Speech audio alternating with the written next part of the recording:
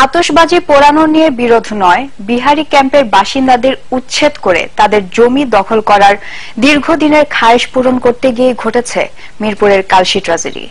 আর স্থানীয় প্রভাবশালীদের নির্দেশ পালন করতে গিয়ে পুলিশ ঘটনাস্থলে যাবার পরও দুজন গর্ভবতী মা সহ 10 জনকে জীবন্ত পুড়তে হয়েছে। পুলিশের রহস্যজনক আচরণের এমন অভিযোগ এখন আরো স্পষ্ট হয়েছে স্বজন হারানো পরিবার সহ মানবাধিকার কর্মীদের কাছে। তবে এ বিষয়ে পুলিশের যে কেউ কথা বলতে রাজি হয়নি।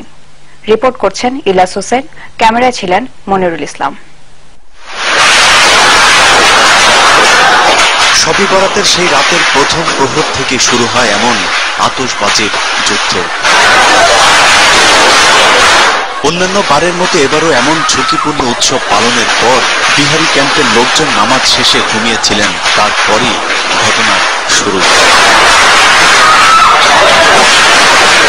স্থানীয় লোকজনের ধারণ করা মোবাইলের ভিডিওতে দেখা যায় বিহারিদের বাড়িঘরে হামলার আগে পুলিশের সাথেই ছিল সন্ত্রাসীরাও।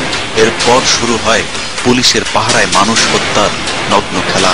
সন্ত্রাসী এবং পুলিশ বাহিনী একত্রিত হয়ে ঘুমন্ত এবং নিরীহ লোকের উপর আক্রমণ করে আগুন দিয়ে জ্বালিয়ে যে মারলো, সেটা আপনারা ইলেকট্রিক মিডিয়াও দেখেছেন। যারা আমাদের ক্যাম্পকে উচ্ছেদ করতে চাচ্ছে তারা এটা ওই দখলের পাতারা করে যাচ্ছে, তারই ধারাবাহিকতায় এই ঘটনা ঘটেছে।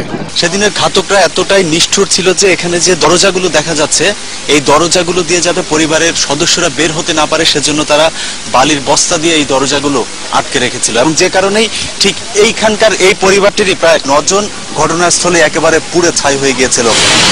সেদিনের ঘটনায় 9 জন পুড়ে যাওয়া পরিবারের বেঁচে যাওয়া একমাত্র সদস্যের এখন আপন জন কি মূল্যবান জিনিস কোনো কিছুই অবশিষ্ট নেই।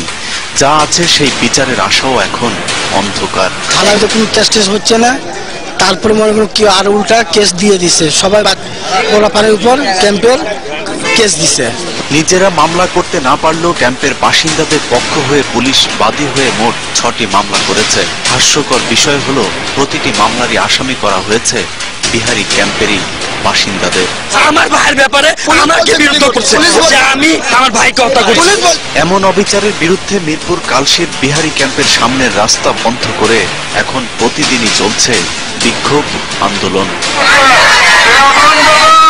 এমন অভিযোগ আরো দানা বেঁধেছে পুলিশের এখনকার রহস্যজনক আচরণে। পুলিশ বলে এখন ওখানে যাবেন কেন? আর আমরা তো এখানে আমি যাবো, মানে আমি যাবো, দেখি আপনি আটকান আমাকে কি করে, তারপরে দিয়ে দিচ্ছে পারমিশন।